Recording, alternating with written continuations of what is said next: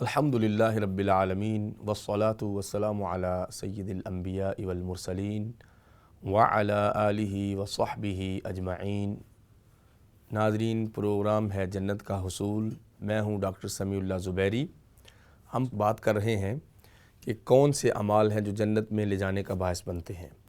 تو آج کے پروگرام میں ہم آپ سے بات چیت کریں گے، آپ کو قرآن و سنت کی روشنی میں بتائیں گے کہ فرائض جو ہیں اللہ تعالیٰ نے جو ہم پہ فرائض رکھے ہیں، نماز، روزہ، حج، زکوٰۃ، وہ جنت میں جانے کا سب سے بڑا ذریعہ ہیں۔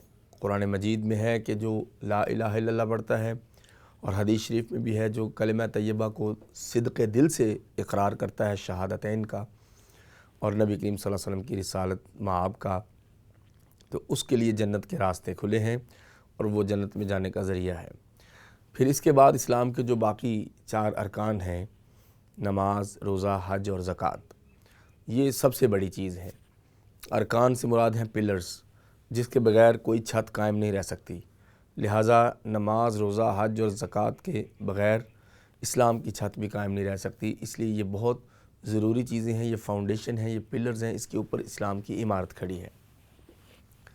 اسی وجہ سے نبی کریم صلی اللہ علیہ وسلم نے مسلمانوں کو نماز، روزہ، حج اور زکوٰۃ کا حکم دینے کے ساتھ ساتھ اس کے اتنے فضائل بیان کر دیے ہیں کہ آپ کو جو مشقت اور پریشانی آتی ہے یا جو تھوڑی سی محنت کرنی پڑتی ہے، اس کا جب اجر آپ کے سامنے ہو تو بہت آسان معاملہ ہو جاتا ہے۔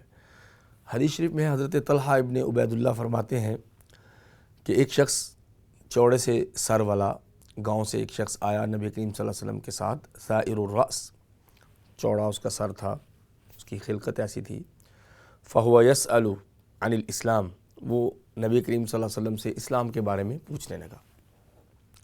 تو آپ نے فرمایا 5 صلوات فی الیوم واللیلہ، ایک دن اور ایک رات میں 5 نمازیں پڑھنی ہیں۔ پھر آپ نے فرمایا کہ روزے رکھنے ہیں۔ تو اس شخص نے کہا کہ 5 نمازوں کے علاوہ فہل علی غیر ھذا، فعل علی غیرھا، کیا اس کے علاوہ بھی کوئی نماز پڑھنا مجھ پہ لازمی ہے؟ تو آپ نے فرمایا نہیں، الا ان تطوع، ہاں البتہ تم نفل میں جو مرضی پڑھ لو، نفل پڑھ لو، سنتیں پڑھ لو، 2 رکعت کر کے پڑھ لو، قیام اللیل کر لو، تہجد پڑھ لو، صبح کے وقت چاشت کی نماز پڑھ لو، مغرب کے بعد کچھ نفل پڑھ لو، ظہر کے بعد پڑھ لیں، آپ عصر سے پہلے پڑھ لیں، یہ آپ کو کھلی چٹھی ہے۔ پھر آپ نے فرمایا کہ رمضان کے روزے رکھنے ہیں۔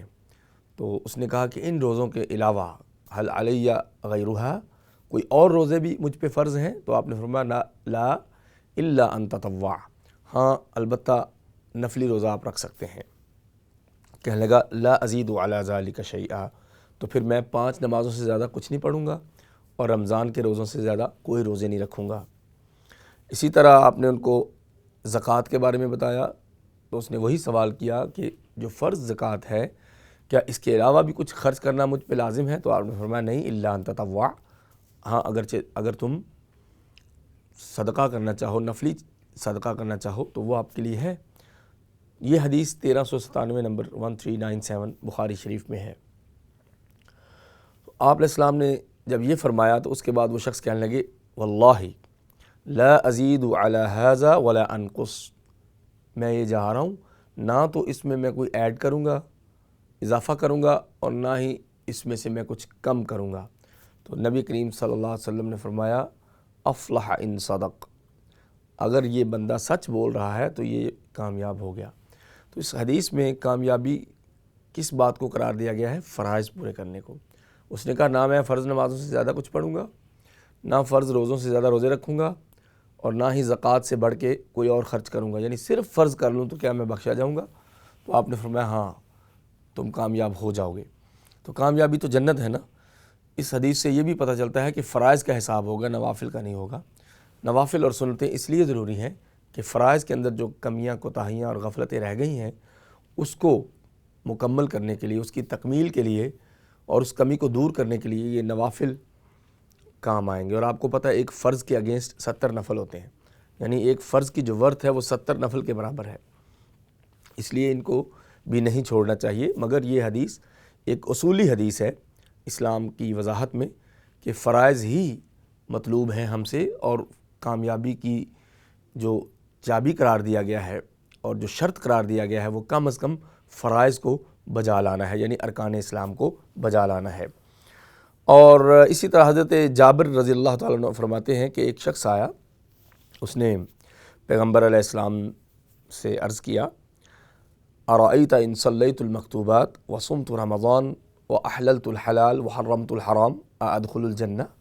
کیسا زبردست سوال ہے جنت کے شوق کے بارے میں۔ کہتے ہیں کہ نبی کریم صلی اللہ علیہ وسلم مجھے بتائیے آپ کیا سمجھتے ہیں کہ اگر میں صرف فرض نمازیں پڑھوں، وصمت رمضان اور صرف رمضان شریف کے روزے رکھوں، واحللت الحلال اور حلال کو حلال سمجھوں، وحرمت الحرام اور حرام کو حرام ہی سمجھوں، ادخل الجنہ، تو کیا میں جنت میں چلا جاؤں گا؟ تو آپ نے فرمایا نعم، یعنی آپ نے اس کو ریکمینڈ کیا کہ صرف فرض نمازیں پڑھنے سے اور فرض روزے رکھنے سے، رمضان شریف کے روزے لازمی رکھنے سے آپ جنت میں جا سکتے ہیں۔ اور نماز دن میں 5 دفعہ فرض ہے، جبکہ روزے سال میں 1 مہینہ فرض ہیں۔